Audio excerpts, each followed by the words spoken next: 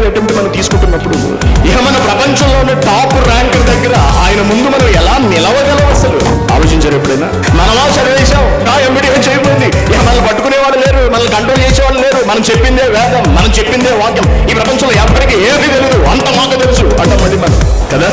కానీ మన బ్రతుకు దగ్గరికి వచ్చేటప్పటికి, మన ఆలోచనల దగ్గరికి వచ్చేటప్పటికి, మన హృదయం దగ్గరికి వచ్చేటప్పటికి, మన శరీరం దగ్గరికి వచ్చేటప్పటికి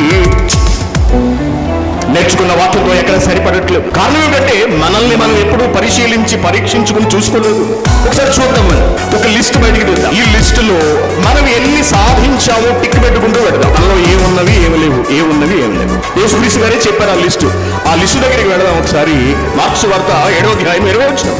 మనుషుని అపవిత్రపరుచును, లోపల నుంచి బయటకు వచ్చేది మనిషిని అపవిత్రపరిచేస్తుంది.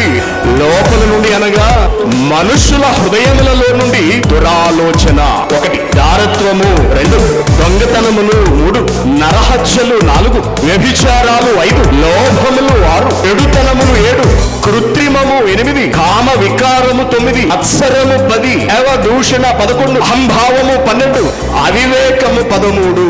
ఈ చెడ్డవన్నీ లోపలి నుండి అనగా మానవ హృదయంలో నుంచి బయటకు వచ్చి మనిషిని టోటల్ గా కరప్ట్ చేసేస్తాయి, అపవిత్రపరిచేస్తాయి అని యేసుక్రీస్తు గారు కొండ బద్దలు కొట్టినట్టుగా చెప్పారు. ఇప్పుడు 13 లిస్టులో మనం అధిగమించినవి ఏమైనా ఉన్నవా? దీనిలో నేను సక్సెస్, నాలో ఇది లేదు, నాలో ఇది లేదు, నాలో ఇది లేదు, నాలో ఇది లేదు. ఆయన లిస్టు తీస్తారు బయటికి రేపొద్దుట. నానా వీడి సంగతి ఏమిటి? ఆ చెప్పు మార్కులు వేస్తాను, ఇది ఎంతవరకు సాధించావు, ఇదంతా ఇదంతా ఇదంతా ఇదెంతవరకు వచ్చింది, ఇదెంతవరకు వచ్చింది. ప్రభు ఇవేమిటి అంటాం. ఎంబీడీ చూడు ప్రభు, సర్టిఫికేట్ చూడుతుంది నువ్వు, దానిలో మాత్రం ఫస్ట్ ర్యాంక్, సర్టిఫికేట్ తెచ్చుకోవడంలో ఫస్ట్ ర్యాంక్. కానీ ఆచరణకు వచ్చేటప్పటికి no no no no no no లేదు లేదు లేదు లేదు లేదు, 0. నేను 1 మార్కు కూడా రాదా? 13 మార్కులకి కనీసం 1 కూడా రాదా? 1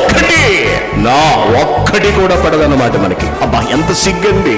చూసారా, మనల్ని మనం బైబిల్ దగ్గరికి తీసుకొచ్చి పరిశీలించుకున్నప్పుడు, పరీక్షించుకున్నప్పుడు మనం నేర్చుకున్న జ్ఞానం ఎందుకు పనికిరాని, అంటే మనకు ఉపయోగపడాలి లేదని సంగతి అర్థమవుతుంది.